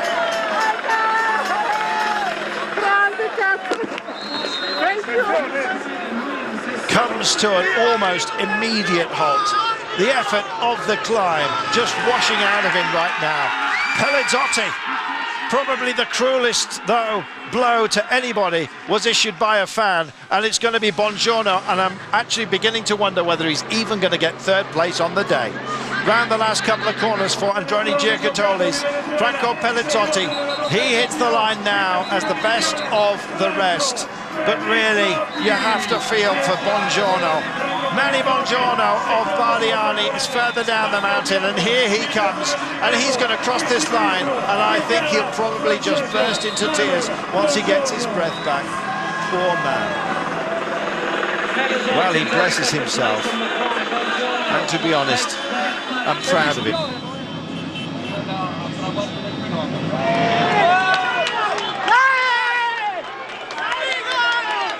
This sport can be cruel. And indeed, it's issued a bit of cruelty to Bongiorno today. There's Nicholas Roche doing a fantastic job. Mouth the gate, up the mountain. The Colombians didn't have it all their own way, did they not, on the ultimate test of this Giro d'Italia. But a testing ride it has been for so many. Nicholas Roche, a brave man. Stage winner on the Vuelta Tour of Spain, of course, in the past. And he's shown what he could do in the high mountains. Look at this, the Zoncolan, for goodness sake. Over they come. Brent Buchwalter also there, part of the original breakaway. And in fact, that break really did provide most of our entertainment today. Chalapud was the man who bridged over, let's not forget. Gesca. Oh, we'll wait for Priedler. And it's amazing, isn't it? You hit the line and then almost immediately stop. And there's plenty of pushers here to just help them, officials I'm talking, just get clear and allow the likes of Montfort some space as he hits the line. Guided to a place of safety and respite. And why not? Cataldo hits the line for Sky. he involved in a very late push on, but it just was not to be. Could not bridge to Michael Rogers and the rest. And here comes our GC boys. That is Friedler across the line. Lampreys, Cataneo further down the mountain. Well, we catch our breath and we thank you for being part of the fun, the drama, and indeed the misadventure, I guess, on occasion of this Giro d'Italia. 3 minutes, the gap for Monsalve as he comes across the line. But eyes down the mountain, and Oran and Quintana are going to ride this one in together. 2 Colombians, 1 and 2 overall, and coming home together on this, the Zoncolan mountain test. And listen to the roar of approval as these two join forces in just finishing off the job, essentially, of putting Colombia to the forefront of our thoughts when it comes to cycling. They've done a great job. There is Aru, what a hero he is. Riding round the Micah, so much a challenger within the young riders competition. And still they arrive. Belkov delivers himself to the line. Tim Velen, such a brave man, just tagging onto the back of the wheels of these Colombians. They're in the barriered section. Even the barriers seem to have shuffled forward. Such is even the animist view of what has been a fantastic spectacle. Everybody wants to see the pink jersey, and Quintana is heading for the line right now. Wasn't going to be a stage win, least of all on the descents. That's where the big gap was thrown up to the peloton, and indeed those in the breakaway. Oran, main players on this Giro d'Italia, and I wouldn't even be surprised if they link hands at the line. Well, they just want to get there, I guess. Quintana crosses it ahead of Oran. Velen's amongst this little group. But Quintana is our champion. He just has to ride it home in Trieste, and well done to him. Micah hits the line, then Aru with a big roar, then comes Roland.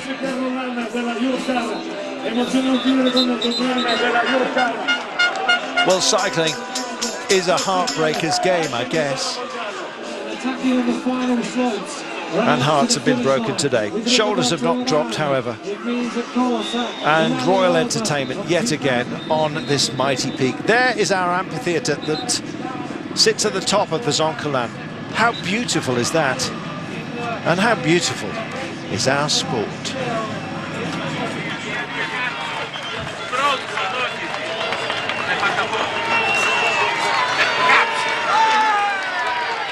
Well, we're going to count them all in, and it's going to take some time. In a few moments, we'll have an interview with our stage winner. 2 stages for Michael Rogers, can you believe it?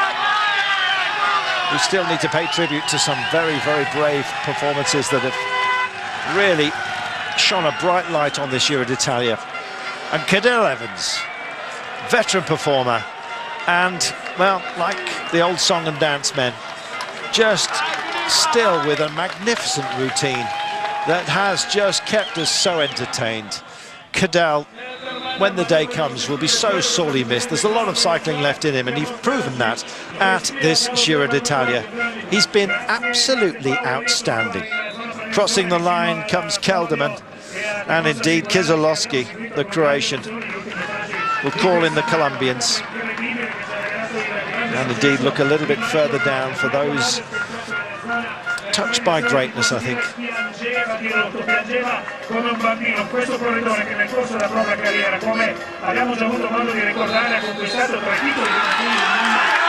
Here's Cadel Evans, taking the last few curves to the line. Well, he spoke at the beginning of the day, did Cadel, about what he's given to this race. And I can tell you he's given an awful lot, not only to this race, but indeed to cycling in general. Cadel crosses the line, and he can take a lot back home, not least, of course, having worn that pink jersey with such finesse. during this race.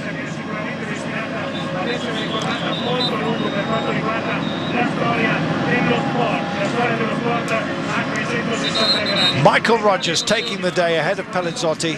Bongiorno, disturbed by a fan, finishes in third place and blessed himself when he got to the end. Nicholas Roach, the best of the rest of the breakaway riders, in fourth place ahead of Brent Buchwalter, the American. Chalapud, the best Colombian on the day. Prix de la Montfort Cataldo and Simon Gesca also involved.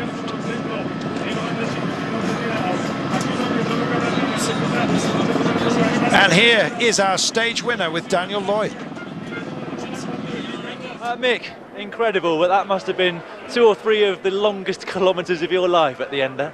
You can say that again, but it's really worth it. It's amazing. It's always been a dream of mine to win a mountaintop finish like that, and you know, Zoncolan, it's certainly in the history of cycling, and it's an absolute honour to win here on top. The crowd was amazing, the team was amazing. We really wanted to have our last chance at a stage win today, and we did it, and I'm really proud.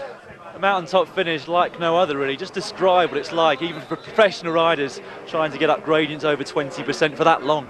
That's steep. That's one hell of a climb, but it makes it all the more better. It's as I said, these climbs, this one, Zoncolan, Stelvio, Gavia, they're in the history of cycling, aren't they? So to win, it's what I think every cyclist dreams as a child, and for me, it certainly is a dream come true.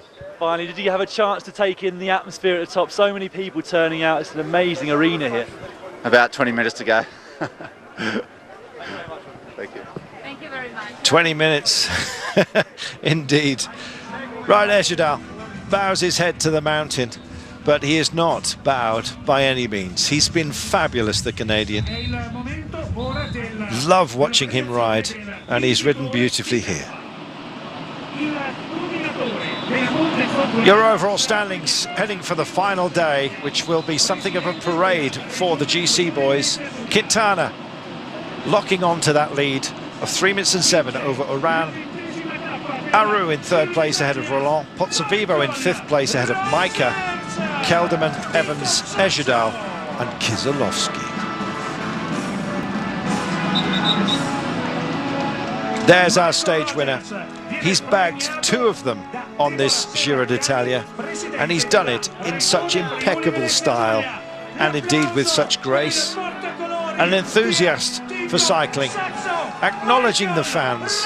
No bitterness there for Michael Rogers. He's delivered.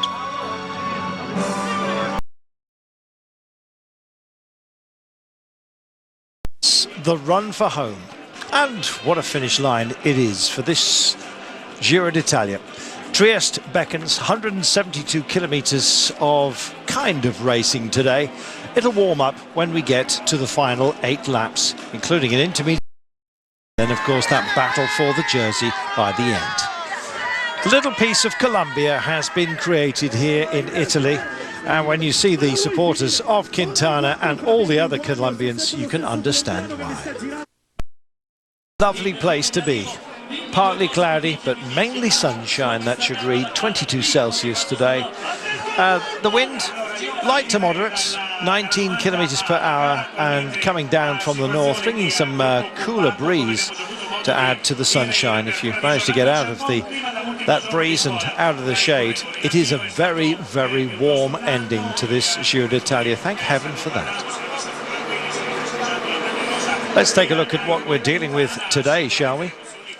Stage 21, a run from Gemona del Friuli, heading down towards the coast, skirting along it to Trieste, the 60th anniversary, in fact, of its adoption by the Italian state. 172 kilometres then, and this is the course. Not terribly challenging, but just look at those laps at the end. 8 in total. After 4 laps of the final 8, we have an intermediate sprint, and then, of course, the quick men will have their fun towards the line. Everybody relieved to have seen the Zoncolan behind them, and indeed if everything goes to plan for FDJ and if they don't have any mechanicals for Buani or crashes towards the end. Of course, unlike the general classification, if you crash in the last 3Ks as a sprinter, you're not awarded the same number of points as the group that you're in, of course. So if there is any problems, Buani could see that jersey slipping to Nizzolo, or even, well, yeah, just Nizzolo. But it'll be interesting to see how he plays it and how the team plays it later in the race, Carlton, because, of course, as a sprinter, to win races, you have to take some risks. Will he take risks to try and win the stage today when he might lose the red jersey? I very much doubt it. I think he'll be content to be right up there and make sure that he comes into the finish here in Trieste and is on the podium to get the points jersey. Arredondo in the blue then. Wearing the white on behalf of Quintana is Aru. Quintana, of course, in the pink. And the Movistar team, well, as you'd expect, they're in no real hurry today, just looking after their man. We did have 2 early breakaways, and interestingly enough, it was Cilingi who was the first wearer of the blue climbers jersey, and indeed Svein Tuft, who, of course, courtesy of being the first man across the line in the team time trial, actually, of course, wore the pink jersey for the first time as well. They've been reabsorbed back into the peloton, and, well, the pace today is a modest one. Cilingi and Tuft took that first intermediate climb. We have no more climbs to deal with. Arada just nudging out for the last remaining points. We knew that this man, Arredondo, would be up there with that blue jersey, and he's earned it well, I think, and his team have done well to actually stay with him. They're finishing at full strength, just like Movistar. Yeah, 2 teams, as you said, Carlton, with a full 9 riders left in this race. Everybody else has had at least 1 rider go home. But yeah, Movistar, one of those, and Trek, of course, the other team.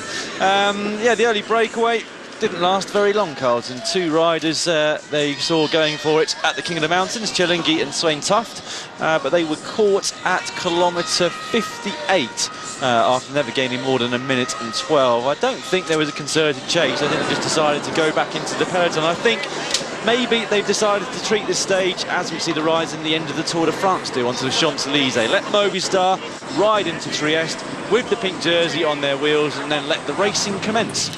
And racing there will be, but we're going to have a long old amble before we get there, which means that we have plenty of time to talk to you good people out there.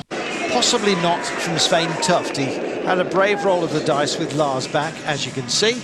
But right now, as we head by some of the little places of worship, I think some of them will be crossing themselves before this rather technical run-in. It is Trieste. It's a beautiful city. It is the grand finale of this Giro d'Italia. And here they come. Back into town, under the Flamme Rouge. And Agnoli it is with Pirazzi, Quintero, back and Tuft.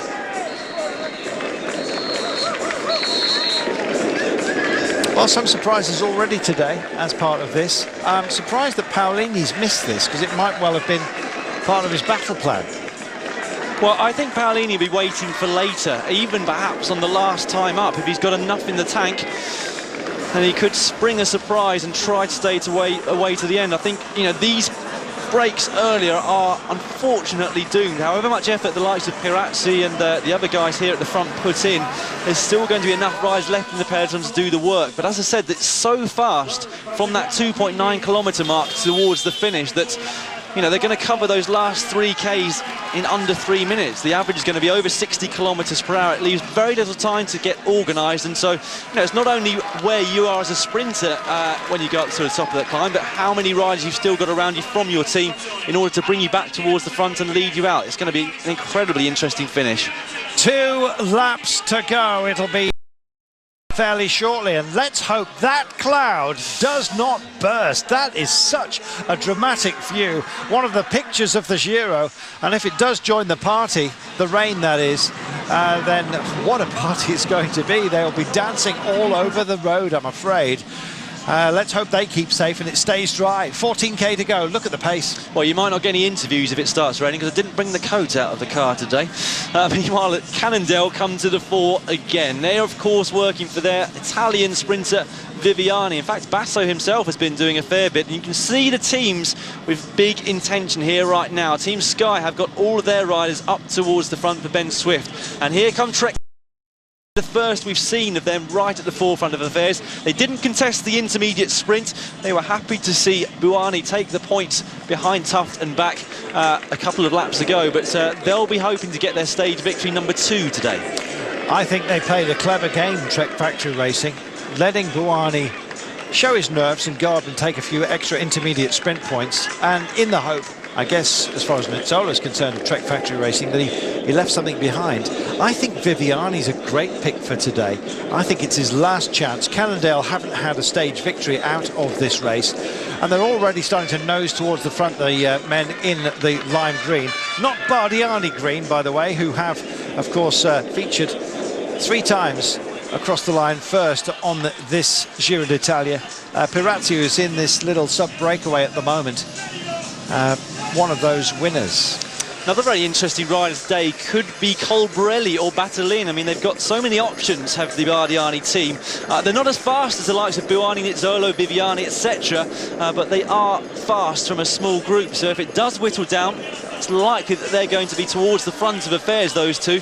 Battaglia has already, of course, taken a stage victory on a climb this year, and won last year from a group after a climb. So not as much of a test today, but if it does, as I said, whittle down, or if the group gets strung out on the small climb that they have to deal with midway around the circuit, I think those two will also be right up there, and perhaps in with a chance of a 4th stage victory. It would be an incredible story for that team if they were to manage that. Doing a terrific motoring job now, Team Sky. Check this out. Ben Swift is our pick for today, and he's getting himself and his team into the right place at the pointy end of what has been a mobbed road for quite some time. 12.2 kilometres to go. They're about to start the climb, which features as part of this circuit for the penultimate time, and that cloud is very much heading this way, Dan. Yeah, Svein Tuft, after his attack with Lars back, straight through the peloton, and now sits almost on the back of it. Meanwhile, at the front, Philip Dagnan from Team Sky still setting the pace. He's come out of this Giro d'Italia so well. You can see the effort he's putting in, and that's a pretty high speed there, Carlton. Now, I'd estimate to be around about 55 kilometres per hour right now, heading into this climb for the penultimate time. 11.7 kilometres to go. Now, we usually say the pace is very, very high, about 15, knocks back around 5. They haven't got that luxury today. So, right now, because the pace is going to be enormous, and if you're at the wrong side of the road here, you've got further to go into the climb, Dan. Yeah, the peloton just splitting up as they all try and get their places towards the front. It's one of those things as well on these circuits that you have to be in the right position every lap up this climb, ready for the descent as well. It's not just the final. Often, of course, we see 20k's to go and then make their way up towards the front as the race comes towards the finish. Well, if you recognise the faces, it is Quintana's family who have made the trip here by the Colombian government, along with the sports minister. So terrific to see them. They're going to have some joy today because Quintana just has to finish. Movistar have been doing a lot of the pacing today to keep their man safe. And in fact, they're doing Sky a favour right kilometres to go. Down the ski ramp they come, and I think this will be the last time, well, there's young and old within the Quintana family, and that's a lovely sight. And indeed, it'll be one to remember. I imagine that's Granny. Into town they come. Yes, little climb, sub-climb, and then, of course, the side, and they are getting very animated, and so are Colombia. Duque's not finished with this game just yet. Sky doing a terrific job of just monitoring day in. Sebastian Henao, even, don't forget, on the climbs to help out. Bardiani thinking about trying to make an early break, but it's not going to happen. There's too much at stake here, Dan. I think I saw a glimpse just as we changed shot there of Nasser Buani, and it's Bardiani once again, as you said, Carlton, on the front. Cataldo, though, very there in second place. I don't think he's going to aid these attacks. I think ace high, keep things together. Movistar doing a great job, of course, for Quintana, who's there in the background of your picture in 6th place at the moment. Fabio Fellini is the Italian rider from Trek Factory Racing, but today on the climb up to the zone to show his form that he's got on this last week of the race. Yes, indeed. The Italian press full of what might have been after that. Erroneously gave him an almighty shove on the Zoncolan. Too much, he decleated and Rogers the victory. I think Michael would have won it anyway, but it certainly I think cost him a position, Bongiorno, and his position just then was on the nose of a very pacey approach. They'll take the bell next. Really does throw them into the finishing sequence, and look at the pace. This is almost frightening. Looks like Mike on the front now. We've seen Swain Tough go on the attack. Only 2 riders left for Orica Greenedge, but they've both been at the forefront all the way through this stage, and great to see. But those speeds, they're incredible. That's upwards of 70 kilometres per hour down, closer to 80 in fact, and strung out. It's still a lap to go, Carlton. This is going to be carnage on the last time through. It is, especially if we get rain. Hepeo is actually putting into proper pace here, and he's going to take the lefty to the line.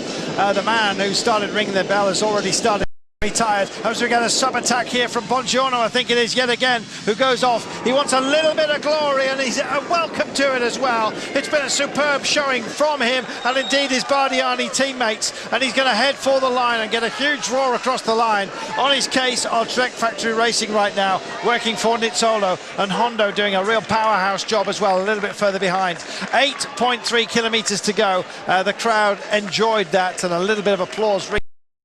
House train that's being set up here, and Sky doing a great job of marking it out. Yeah, Fellini is still on the front for Trek Factory. Pretty much 7 complete laps already, and this is one of the most interesting finales I think that I've seen on the cards for quite some time.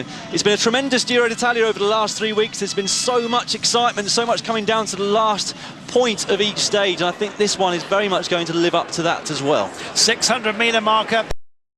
Wide across the road, they're having a really good look. Paolini's boys are here for Katusha in the red and white, but it's Sky that are up front at the moment. They have marker men out here for Trek Factory Racing. The pace is almost cruel to look at, never mind to actually ride in. These guys putting themselves on the limit yet again on this Giro d'Italia. Here they come past our commentary position. They'll hear the bell, and to find out 7.3 kilometres to go at this point, and this race is absolutely white hot, and the run for the line, and Trieste hard right here, and the bell is ringing up. Now it's our final lap of the final stage of this Giro d'Italia.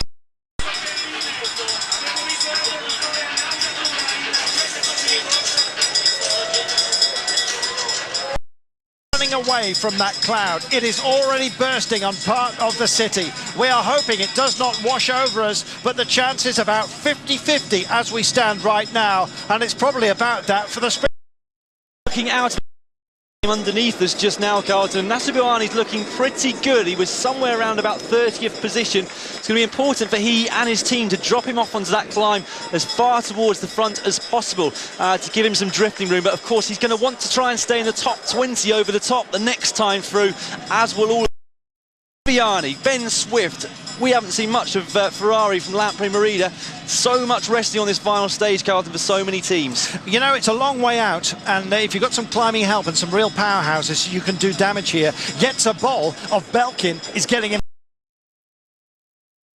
Well, we might well see a whole load, and there they are, almost dead centre of your screen. Zoidl is doing a part of the pacing work for Nizzolo and Trek Factory Racing. There's a lot of options here. The green of Cannondale. Forget about Bardiani, at least just for now, but Cannondale with that blue and black stripe down their back.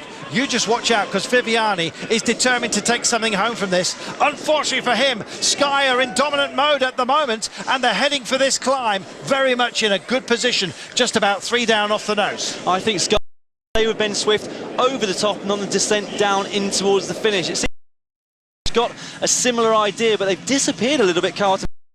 Wreck though, well, they've got Fellini riding on the front, 3 riders guiding Nizzolo through the peloton behind now. Yes, and Sky just take the nose and doing a fantastic job is Dignan. He's on the front right now, 5.4 kilometres to go, and just look at the pace and look at the lean. It's almost as if they have engines on board here, just one manpower, I guess. Tinkoff, Saxo are starting to join the fun. Maybe that's just a safety issue. Lotto Bellas today, at least to show themselves, but they're dead centre of your screen almost, and Viviani. And Giant Shimano coming on the bottom of your screens. He's a good climber also for a sprinter. Haven't mentioned him too much so far. All very, very open. Tyler Ferrara right up towards the front as well. Good old Tyler. Come on, mate. Let's do it for the American show. And here come Francis de Jure, and there is the red jersey on the back of Buani. Camera trying to focus on him. Everything going.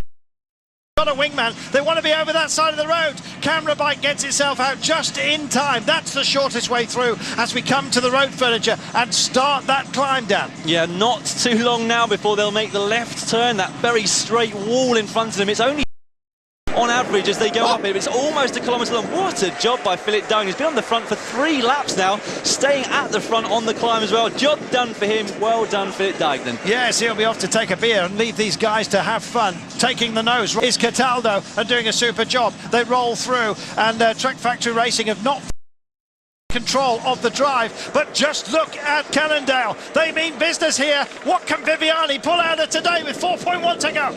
Well, Cannondale just on the left-hand side or right-hand side as we look from the overhead shots now. You can see Buani right left. He realised exactly what Team Sky are going to do. He's got 2 teammates just beside him, another one a little bit further back, but it seems like Team Sky and Trek Factory Racing very much Carlton. They are. They're playing tag for the time being and just holding on to the coattails of other teams. That's energy saving. They're weaving all over the places. The trains start to shed riders, and in so doing they drift 215, who's just done his job. Big pick this final drive right now. Oh, and they're spreading across the road. They're reaching out to grab for this. They've got to be careful that these sprint trains don't dissolve. Sky slightly ragged at the moment on the climb. Adam Hansen on the attack at the front with a storming Michael Hepburn. Belkin right up there as well. Cannondale with Gatto. Let's see if we can spot Buani and the other sprinters. How far back have they drifted on this climb? 3.1 to go. They'll come over the crest. They're on a sub-ramp at the moment, so it's a false flat, essentially. They will over the edge and then down the ski ramp, and then they've got 2Ks of fairly technical road to deal with. They're just of us. Well, I can see Swift in around about 12th position. I think Viviani's up there as well. We've seen one of the riders from BMC. I think that's Sammy Sanchez who did the last-ditch attack. They've just crested the top pretty much all the way to the finish. It is, and it is Belkin that come to the fore. Yetzabol wants a piece of this. Kelderman helping out. 2.7 kilometres. They will have to come down to individual riders. They're on this ski ramp right now. You can, but who will it be? And who will the we be? Will it be a group of sprinters involved here collectively? Will it be a solo attack from plural or singular? Right now it's BMC who are out front, and they've stretched this almost a breaking point. Yeah, they have this gap between Daniel Oss and the problem here, Carlton, is that no sprint trains are going to be left over. How many riders has Ben Swift got around him? How many of the other sprinters are still up there? I haven't seen down. This is going to go quicker than you know this last 2 kilometres. 1.9 to go, and Oss has taken a fantastic jump. I think this might have been absolute perfect timing. The other sprint teams are starting to look at itself. I said I didn't know whether it'd be it's one man alone out there, and they're starting to look at each other. This is danger. Don't forget that Buani is happy for red today. He's had his own fun as far as stage victories are concerned. 1,500 metres, and Oss is still out there, and they're still looking at each other. This is not decided. Have you spotted Nasser Buani yet? The guy who's won 3 stages in the red skin suit. He should be easy to spot. I think I've just got a glimpse of him from the overhead shot. Certainly needs just about to be caught, Caltel. And here comes Roberto Ferrari on behalf of Lampereira as well. They've got themselves 9 that leads him, but indeed, oh, Nizzolo's also there. He's very much involved. Giant are there as well with Mezec, the white jerseys. Last kilometre right now. And we still don't know who is going to win this. Buani is just there on the bottom of your screens, making his way up onto his teammate's wheel. We've got Tyler as well in third place at the moment. Doesn't seem like it's going to be Ben Swift's day. Tyler, amazing position. He's in P3 at the moment. He's got others who are Katusha not out of this as well with Luca Paolini. There's his bearded form, and there is Viviani as well. And suddenly Francis Hughes make their move, and here comes Buoni. Got enough time, he's got enough space, he's got enough power. Has he got what it takes to reach out and take this? He's got Ferrari in front of him now from Lampe, and is also involved. Others are trying to join the fun as well. Colbrelli for Bardiani is also here. Ferrari lights it up. He goes for it. So does Tyler Ferrar. Oh, it's going to be a dash for the line. Message on the inside near the barriers is going to make it out first. What an absolute piece it was. What about that? Metej stands out from the shadow. A lovely piece of sprinting that was. Buoni had done his job a little bit further on, or he has secured the red jersey good and proper. He wasn't bothered too much about the sprint result. He wanted to stay safe. Likewise this man. Movistar deliver. Quintana delivers. And thank you so much to you at home. You've helped us deliver what has been a fantastic race here. The first. Mezec picks up his first stage of this race. Luca says, Marcel who? Luca Mezec doing a job in the absence of Marcel Kittel. Kittel doing a fabulous job, of course, at the top of this shoot. Confirmation of your overall standings for this Giro d'Italia. Quintana home safe, finishing in front of Uran and just easing off, as you can see. 2 minutes and 58 was the final gap, with Aru solidly on the overall podium. Pierre Roland of Europcar just missing out. Pozzovivo finishing 5th ahead of Micah, Kelderman, Evans, Ejdal and Kizilowski.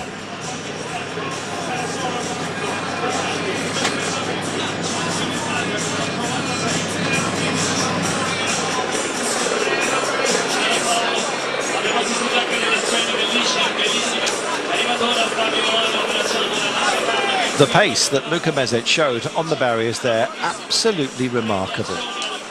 Some very good sprinters here. Buoni in the red jersey coming home the other side of the road to take home that prize. Nizzolo and Ferrar beaten on the line today. Quintana had the beating of doing an amazing job. Long enough sprint finale to this Giro d'Italia. Here's our winner.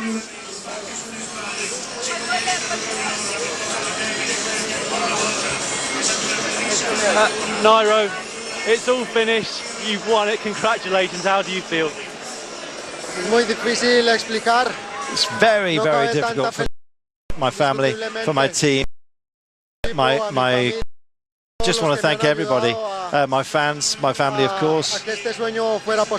And I just didn't believe that this was possible. It is. You better believe it. Everybody else believe it too. Luca, congratulations. It doesn't get much better than that. You're about as close to home as you possibly can being a Grand Tour. Yeah, that's true. Even I have to say I was a little bit under pressure because there was a lot of Slovenians coming today here, and I was really hoping to this stage that I can do a good result, and it cannot be barren this. That final circuit looked pretty tough. Did that help you, do you think, when it came to the final sprint? Yeah, it was tough, but the roads were big, and it was not that hectic like last year. So the tough thing was only the climb, which was pretty close to the finish. And yeah, on the climb we all knew that we have to do our best to stay in front, and I did it. And also in the end I was pretty fresh in the sprint. We often hear riders say that a sprint at the end of 3 weeks is different to the start. You must have got through the mountainous stages feeling pretty good. Yeah, that's true. I mean, it is a long period, 3 weeks, and it makes your legs a little bit different. But I was saving myself on the mountain stages, on the stages that I cannot do the result. And yeah, I can say I bet everything on today. Thank you very much. Thank you. They are busy trying to sign damp jerseys, and Brolly's to the fore. That's the way it started, and that's the way this Giro has finished. It hasn't dampened the spirit, the emotion, and indeed the performance.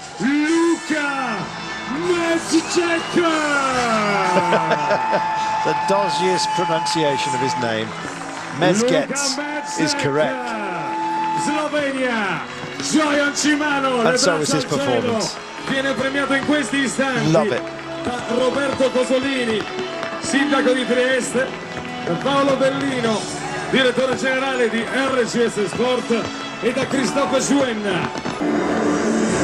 Signore e signori. Well, we're just assembling the podium, as you can see. Aru is here, Oran is here, and Quintana, of course, is going to be on the top step. There's our champion. Almost looks incongruous, doesn't it, when you don't see him in pink. Well, he's about to get that in just a few moments' time. Nice cuddle from Oran. Aru as well, given a pat on the back. Fabio Aru introduced to the crowd. Third spot on the podium for this young man with a massive future ahead. Runner-up in the Young Riders competition, of course, also behind Quintana. Huge broad smile, you'll be seeing a lot more of that in the future.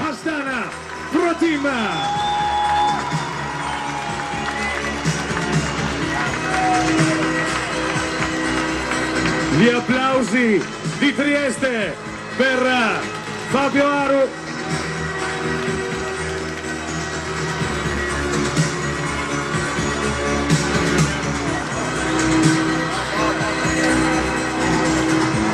Allora applaudiamo in questo momento Fabio Aru, terzo classificato al Giro d'Italia 2014. L'uomo del team Astana, brillante protagonista.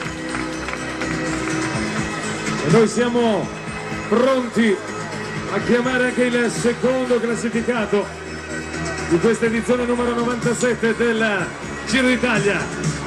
Prepariamo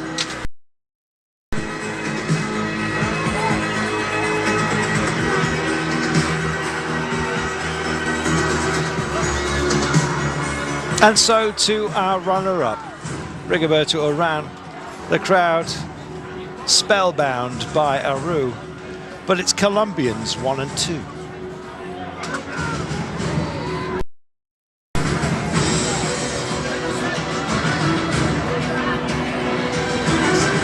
Si classifica al secondo posto nella classifica generale un corridore che arriva dalla Colombia per Omega Pharma Quick Step. Gli applausi sono per Rigoberto Urán. The Colombian Tour here in Italy. He takes a bow. The crowd absolutely rack full of Colombians, and they're here for two men, maybe even more. Gli applausi Oran, di Trieste per Rigoberto Urán. Colombia, Omega Pharma Quick Step.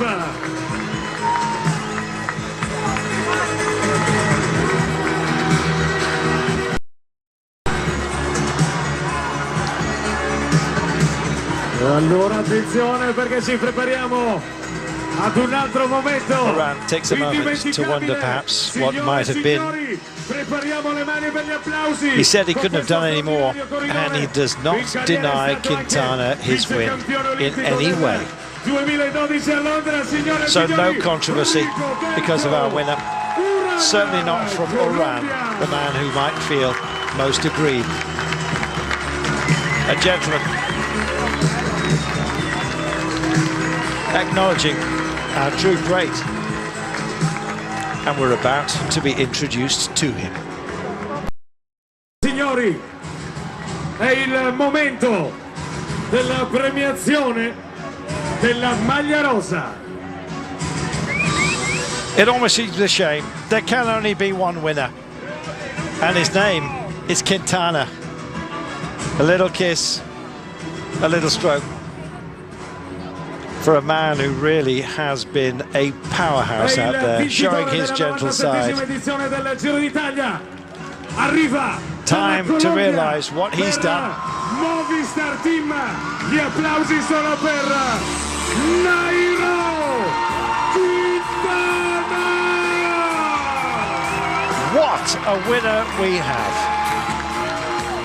He's a small man with a massive heart and a huge future. Nairo Quintana, Movistar Team, gli abbracci con Fabio e con Rigoberto Uran, e in questo momento viene premiato da Alberto Banocco, amministratore delegato di Banocco, e da Deborah Serracchiani, presidente della regione Friuli Venezia Giulia. Our Giro podium at the top step, you know the name, Quintana.